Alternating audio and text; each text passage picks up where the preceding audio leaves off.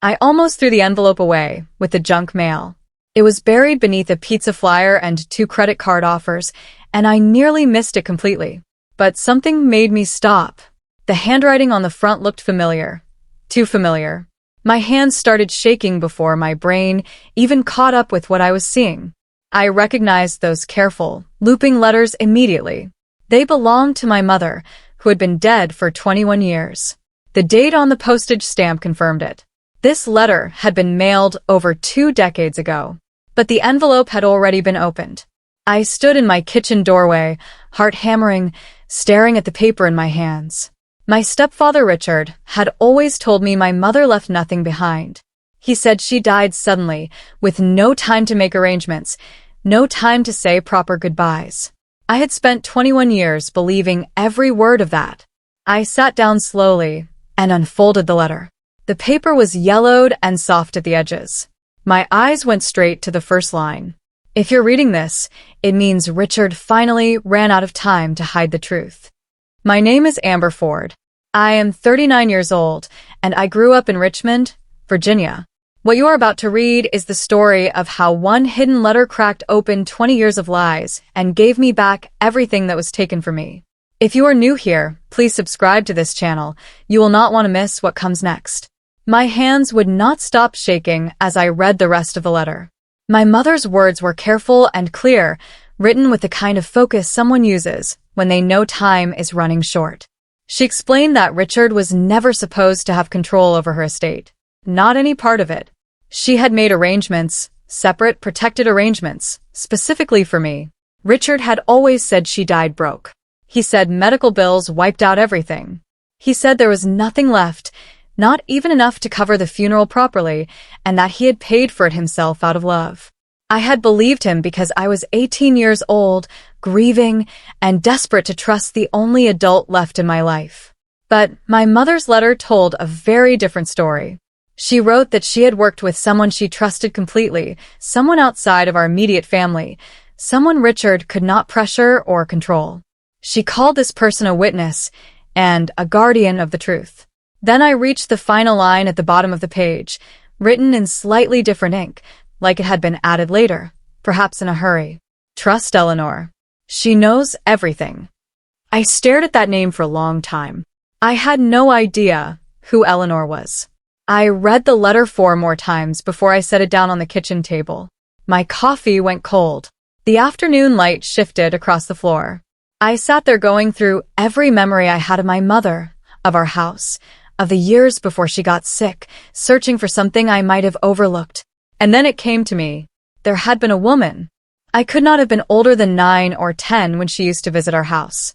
She came a handful of times, always when Richard was supposed to be at work.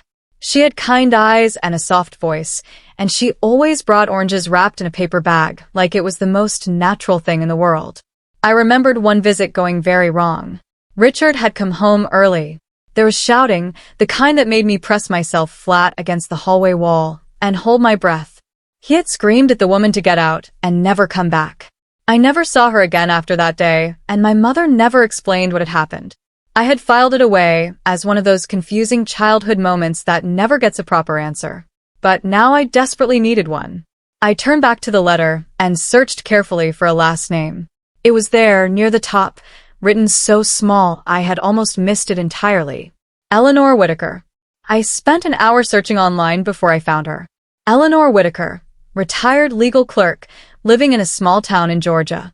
She was 72 years old based on the records I found, and there was a landline number listed under an address that matched her name. My heart was pounding as I dialed. The phone rang 3 times. 4. I was about to give up when someone picked up. Hello. The voice was older, careful. Is this Eleanor Whitaker? I asked. It is. Who's calling? I told her my name.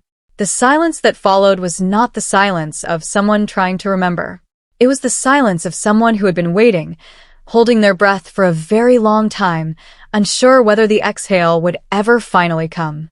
Amber, she said eventually, and my name in her mouth sounded heavy with something I couldn't quite name. I told her I had found a letter, that it had arrived in my mailbox 21 years late, with the envelope already opened and the postage stamp long faded. I told her Richard had always said there was nothing, no inheritance, no arrangement, nothing at all. Another pause. Then she said the words that chilled me straight through. I always wondered when you'd finally find that letter. Eleanor's voice was steady, but I could hear something careful underneath it. The way people sound when they have been holding a secret so long that releasing it requires real effort. She told me my mother had come to her about 6 months before she died. They had known each other through a women's legal aid group Eleanor had volunteered with back then. My mother had been quiet about her reasons at first, but eventually she admitted that she was scared. She didn't say scared of exactly what, but Eleanor understood from the way she kept glancing at the door that it had something to do with Richard. My mother had asked Eleanor to witness some important documents. Eleanor had agreed without question because she trusted her completely. Afterward, she assumed everything had been handled properly, that when the time came, I would receive what was meant for me. She had never been contacted again. Not by a lawyer. Not by a court. Not by anyone at all. When I told her Richard had said there was nothing, no estate, no arrangement, nothing, Eleanor went quiet for a long moment. Then she asked me a question in a very controlled voice. Amber, did Richard ever show you the trust? The bottom dropped out of my stomach. What trust? I whispered. Eleanor explained it slowly and carefully, like she was placing each word down on fragile ground. My mother had created a small investment trust before she died. It was not a huge amount of money at the time. Eleanor described it as modest but meaningful, the kind of savings built quietly over many years without anyone knowing. The trust was designed to grow on its own, managed by a financial firm my mother had chosen herself. It was set up to mature and be released to me when I turned 40. Richard was never meant to be any part of it. The trust documents had named a completely different person as the temporary guardian, a woman named Patricia who had worked at the same legal aid office as Eleanor. Patricia was supposed to oversee the account, report annually, and ensure Richard had absolutely no access. Eleanor said my mother had been very specific about that point. She had written it into the documents more than once. Richard must never control the trust. I sat at my kitchen table listening to Eleanor's voice through the phone, and I felt something cold and slow spreading through my chest. It was not quite anger yet. It was something worse, the feeling of a picture coming into focus that you desperately wish you could blur back out. Eleanor offered to check whatever records she still had from that time. I gave her my email address, and we agreed to speak again the following evening. That night, I barely slept. I lay in the dark replaying everything, Richard's steady, sorrowful voice telling me my mother had left nothing behind. The way he had put his hand on my shoulder at the funeral and said we would get through it together. Eleanor called me back the next evening, but her voice had changed. It was tighter, more careful. She had gone through her old files and confirmed everything she remembered.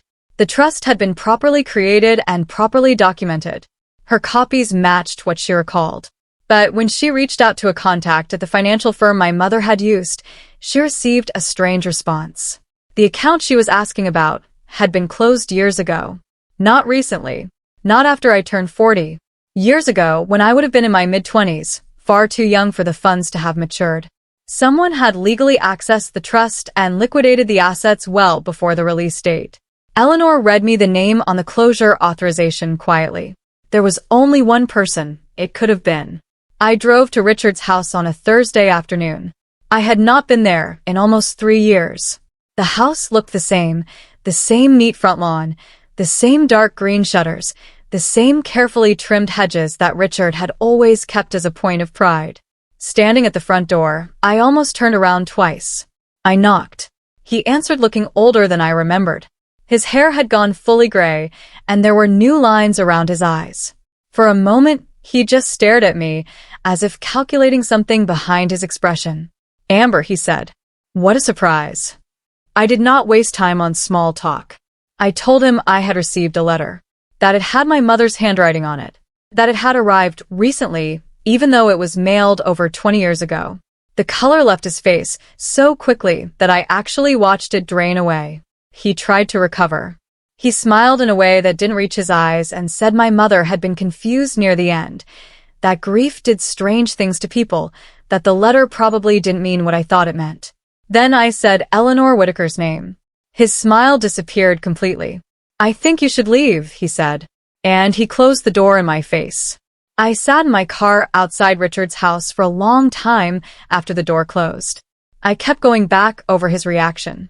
The way the color drained out of him the second I mentioned the letter. The rushed explanation about my mother being confused. The complete shutdown the moment Eleanor's name crossed my lips. He was not surprised that the letter existed. That was the thing that would not leave me alone. If the letter had truly meant nothing, just a confused note from a grieving woman, Richard would have been puzzled. Maybe softly sympathetic. He would have gently explained that my mother had not been well near the end. Instead, he went pale. That kind of reaction did not come from someone receiving unexpected news. It came from someone who already knew the news and had spent years hoping it would never arrive at anyone's door. He had been scared, not surprised. And that kind of fear only existed when there was something very real to lose. I pulled out of his driveway slowly and drove home without turning on the radio. My mind was completely quiet in the way it gets when a decision is already made and is just waiting to be acknowledged. I was going to find the official records. Whatever Richard had done, there would be a paper trail. The county records office smelled like old paper and central air conditioning. The clerk at the front desk gave me a look that suggested she did not appreciate visitors who arrived with a sense of urgency and a list of questions they weren't entirely sure how to ask. But I had done my research the night before. I knew what to look for: trust filings, estate records, probate documents from around the time of my mother's death. I gave them the year, her full name, and Richard's name, and I waited. It took most of the morning. I sat in a plastic chair going through pages of documents the clerk brought out in batches. Most were unrelated. Some were promising but led nowhere. Then, buried in a folder near the bottom of the third stack, I found it. My mother's signature was there on the trust documents. Clean and careful, exactly the way she signed everything. My name was listed as the intended beneficiary. And on a separate amendment page filed several years after my mother's death, there was another signature. Richard's. I stared at it for a long time without moving or making a sound. I brought copies of everything to an attorney named Watts, a sharp, no-nonsense woman who specialized in estate law and came highly recommended by a coworker who had used her firm during a difficult property dispute. She went through the documents slowly and carefully. I watched her face as she read, looking for any sign of what she was thinking. She gave almost nothing away until she reached the amendment page with Richard's signature. Then she pressed her lips together and sat back. She explained what Richard had done in plain language. He had not stolen the trust money in an obvious way. He had been much smarter than that. He had petitioned the court, filing a formal claim in which he stated that I had abandoned my inheritance and could not be reached. He told the court I was financially irresponsible and emotionally unstable. He said the family had debts that needed managing and that I had refused to be involved. The court had approved his petition based entirely on those statements. No one had contacted me. Not the court. Not a lawyer. Not anyone. I had been in my mid-20s, living across the country, building a new life after college, completely unaware that any of this was happening at all. Richard had told the court I didn't care. And the court had believed him. Attorney Watts handed me the relevant pages and let me read them myself. I wish she had warned me first. Reading Richard's words about me was one of the strangest experiences of my life. He had described me as unstable, unreliable, completely incapable of managing any financial responsibility. He said I had cut off contact with the family willingly and shown no interest in my mother's affairs. He painted a picture of a young woman who was essentially a lost cause, someone the court could comfortably set aside. None of it was true. I had moved across the country after college because I needed a fresh start. I had built a stable life, held a steady job, and paid my bills on time. I had called Richard every few months for years, trying to keep some connection to what was left of my family. He had used those calls to track where I was living, while simultaneously telling a court I was completely unreachable. I set the pages down on Attorney Watts's desk and took a slow breath. The anger that had been building quietly for days finally had a shape now. It was not hot or explosive. It was cold and very clear, the kind that does not burn itself out quickly. Richard had not just taken money. He had taken my name and turned it into something shameful. Attorney Watts was still reviewing the documents when she paused and leaned slightly forward. She asked me to look at a specific page near the back of the amendment filing, the section that described where the trust assets had been transferred after Richard liquidated them. I expected to see a personal bank account. Something simple and direct. What I saw instead made me go completely still. Richard had not simply taken the money and spent it. He had moved the assets into a private development project, a commercial property investment that he had entered into as a partner around the exact same time the trust was closed.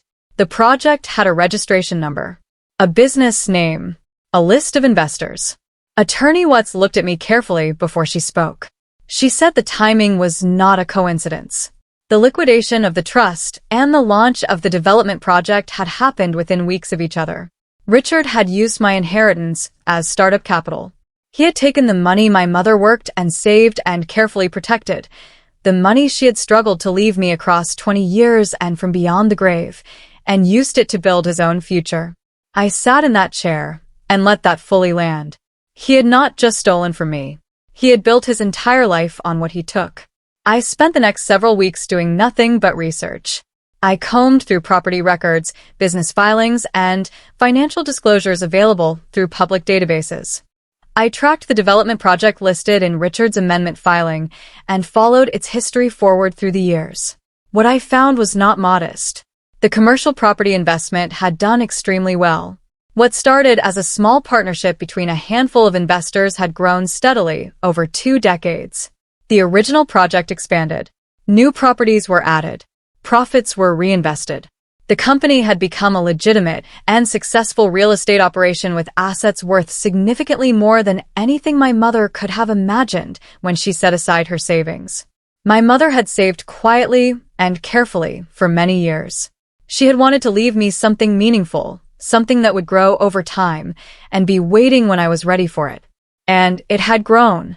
Just not for me. Richard had taken a modest inheritance and turned it into the foundation of his lifestyle, his home, his cars, his comfortable retirement, the easy confidence with which he had always moved through the world. I thought about every time he had called me irresponsible, every time he had implied I could not manage things on my own. The sheer weight of that irony settled over me like something heavy and immovable. There was one night, a Tuesday, I think, when I almost stopped. I had been at it for weeks. The research, the phone calls, the constant back and forth with Attorney Watts. The emotional weight of it was enormous. Digging through the past is exhausting in a way that is hard to explain to someone who hasn't had to do it. Every document was another reminder of how much had been taken. Sometimes the anger drained away completely and left behind something quieter and sadder. Just grief. Grief for my mother. Grief for the 18-year-old girl who had stood at a graveside and placed all her trust in the only adult left standing beside her. I sat on my back porch that Tuesday evening with a cup of tea and the original letter in my hands. I had read it so many times by then that I had most of it memorized. But I read it again anyway. And I stopped at my mother's final line. "One day you'll understand why I tried so hard to protect you." She had done everything within her power to make sure something was waiting for me. She had written letters, created legal documents, trusted Eleanor, and recorded her wishes clearly. Richard had worked very hard to undo all of it, but he had not managed to undo this letter. I set my tea down and went back inside. I was not letting this go. I called Attorney Watts the next morning and told her I was ready to move forward completely. She had been waiting for that call. She told me that given everything we had uncovered, the best path forward was not to confront Richard directly, but to build the case methodically and thoroughly before he had any idea what was coming at him. We hired a legal investigator, a quiet, thorough man named Victor who had spent 20 years working financial fraud cases before going independent. He knew exactly what he was looking for and exactly where to look. Over the following weeks, Victor reconstructed the entire financial trail. He traced the original trust documents, the amendment filing, the liquidation of assets, and the transfer of funds into the development company. He pulled partnership agreements, banking records, and investor communications. He cross-referenced dates and signatures carefully. The more he uncovered, the clearer the picture became. Richard had not stumbled into an opportunity and taken advantage of it in a moment of weakness. He had planned it. The timeline showed deliberate, calculated steps. The petition filed while I was far away, the statements made to the court while I was out of contact, the trust closed, and the investment launched in rapid succession. This was not a man who had bent the rules carelessly. This was a man who had understood exactly what he was doing from the very beginning. Eleanor called me on a Thursday evening with news I had not been expecting. She had been going through the last of the boxes stored in her old storage unit, files from her years as a legal clerk that she had held onto out of habit and never fully sorted through. She had been searching for anything related to my mother's case that might strengthen our position. And she had found something significant. My mother had made a formal recorded statement shortly before she died. Eleanor had been present when it was made, a small recorder, a notary, and 2 witnesses. Eleanor had arranged the whole thing quietly, at my mother's specific request, without involving Richard at all. Eleanor had kept a copy on an old audio cassette stored in a plastic case inside one of those boxes. She had honestly forgotten it existed until she started searching. She transferred the audio to a digital file and emailed it to me that same night. I sat at my kitchen table with my laptop and headphones in, and I pressed play. My mother's voice came through the speakers immediately. She sounded tired, but completely clear and focused. She said my name. She stated the date. She said she had created the trust for me and that she needed the record to reflect one thing absolutely without question. Richard must never control the trust. Her voice was steady when she said it. Not confused. Not uncertain. Completely and utterly certain. Attorney Watts had the audio file professionally authenticated the same week. The recording confirmed the date, the voice, and every word of the content. My mother's clear, documented instruction that Richard be excluded from all control over the trust. We were building something very solid now. But Richard was not sitting still. A few days after we submitted a formal document request through our attorney, my phone rang. I looked at the screen and saw Richard's name for the first time in years. I almost declined the call. Then I answered, because I wanted to hear exactly what he would say. His voice came through controlled and measured, but there was something underneath it I recognized immediately. Fear. He asked why I was making formal legal requests. He said he didn't understand what I thought I was looking for. He said this whole situation was going to tear the family apart and that my mother would have hated to see it come to this. That last part almost made me laugh out loud. He talked about family for several minutes, how much he had sacrificed after my mother died, how hard everything had been, how he had carried it alone. I listened without saying a single word. When he finally stopped talking, I told him quietly that my attorney would handle all further communication. He went silent. Then, very softly, he told me I was making a serious mistake. He was not angry. He was terrified of losing everything he had built. Victor's investigation had been moving quietly and steadily for weeks. But it was during a careful review of the development company's internal filings that he found something that changed the entire shape of our case. Richard had not acted alone. The company had multiple investors on record. That was expected. What was not expected was the name that appeared repeatedly in the financial decisions made during the company's earliest years, the same period when the trust money had first been invested. It was Richard's current wife, a woman named Barbara, whom he had married about 4 years after my mother's death. Barbara had always been cool and distant toward me on the rare family occasions I had attended over the years. She carried herself with polished indifference, as though she saw me as a complication rather than a person. I had never fully understood why. Now I did. She had been part of the investment from the very beginning. Her name appeared in communications, financial decisions, and legal agreements going back to the company's founding years.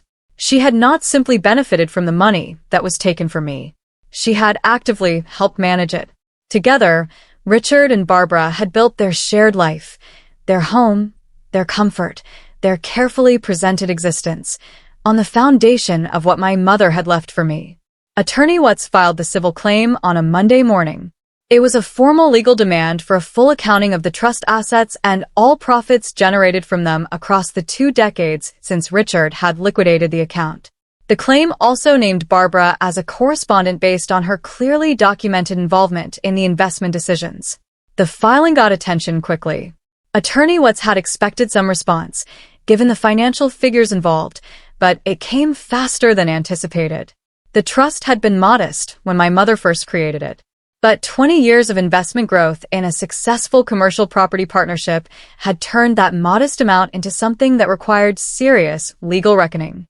Richard's attorney contacted us within 48 hours. I imagined Richard sitting with the formal papers, reading through them, seeing exactly how much we had found, how far back the documentation stretched, how thoroughly Victor had reconstructed the entire financial trail. I imagined him realizing that the lie he had quietly built his life around was no longer buried. It was standing in plain daylight. For the first time in 20 years, Richard could not shape the story to suit himself. He could not decide what I was allowed to know. He could not control what letters arrived at my door. The truth was fully in the room now, and it was not leaving. Richard's attorney called our office with an offer before the case had even been formally scheduled for proceedings. Richard wanted to settle privately. He wanted everything resolved quietly, outside of court, away from any public record, with a confidentiality agreement firmly attached. He presented a number, a lump sum clearly designed to feel generous at first glance. It was not generous. It was the kind of offer someone makes when they are counting on you not yet understanding what the thing is actually worth. It covered the original trust amount with modest interest and absolutely nothing else.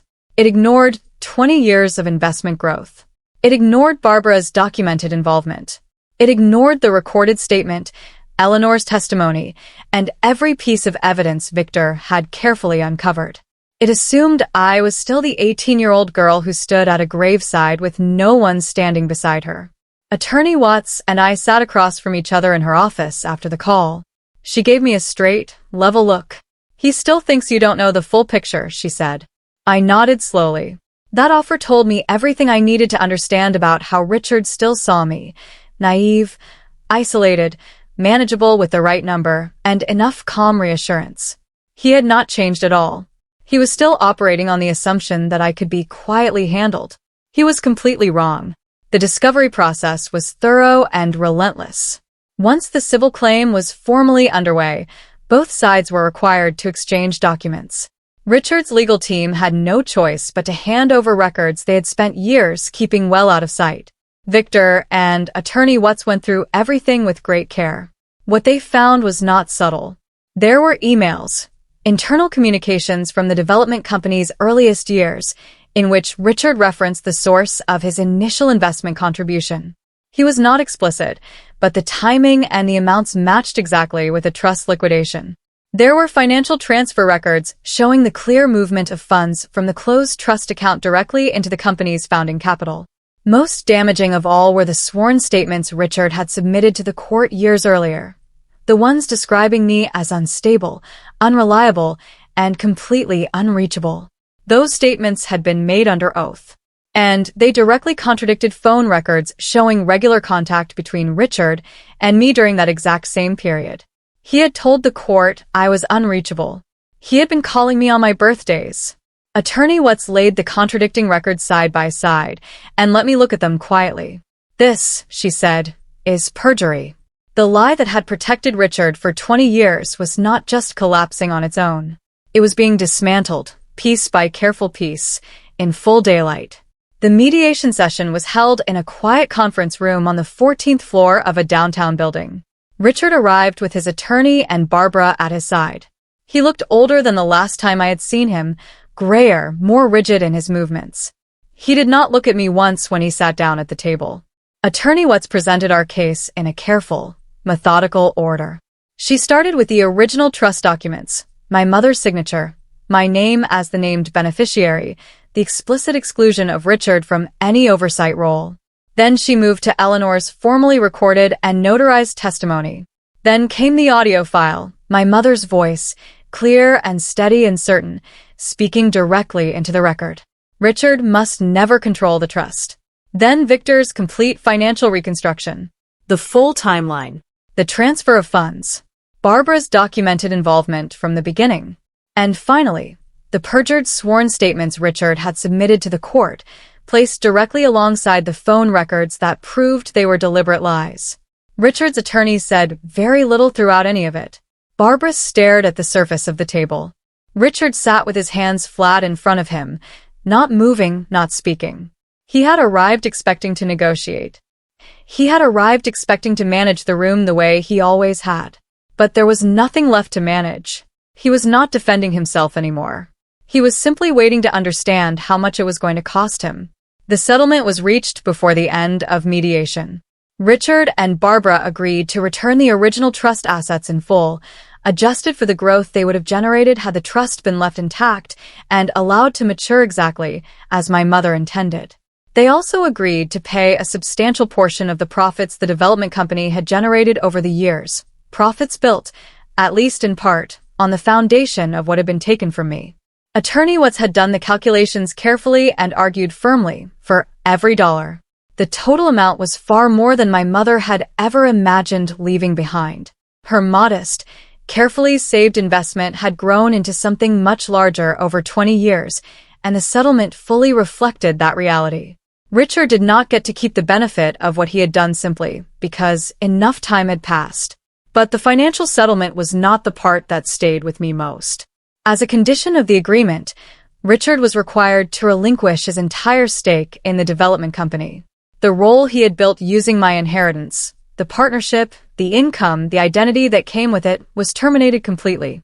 He and Barbara walked out of that mediation room with their personal savings, their house, and very little else. Richard had spent 20 years carefully building something on a lie, and the lie had finally cost him everything he built with it. Months later, I sat on my back porch in the quiet of a late afternoon. The settlement had been finalized. The legal process was fully over. The documents were signed and filed and done. I had spoken to Eleanor the week before, a long, unhurried conversation that ended with both of us crying a little, for different reasons. She said my mother would have been deeply relieved. I told her my mother would have been grateful to her for the rest of her life. I read the letter one final time. I had read it so many times by then that I no longer needed to hold the paper to remember every word. But I held it anyway because it was hers. Her handwriting, her ink, her hands on this page 2 decades before it ever reached mine. I read the last line again, slowly. One day you'll understand why I tried so hard to protect you. I finally understood completely. She had known Richard was not a safe person. She had seen something in him that she could not say openly, so she had moved quietly and carefully around it, creating documents, finding witnesses, recording her voice, writing this letter with trembling hands and steady intention. She had done everything she could from where she stood. Richard had spent 20 years making sure her efforts came to nothing. He had buried the letter. He had closed the trust. He had erased her arrangements one careful step at a time. But he could not stop time. And time had brought this letter back to me anyway.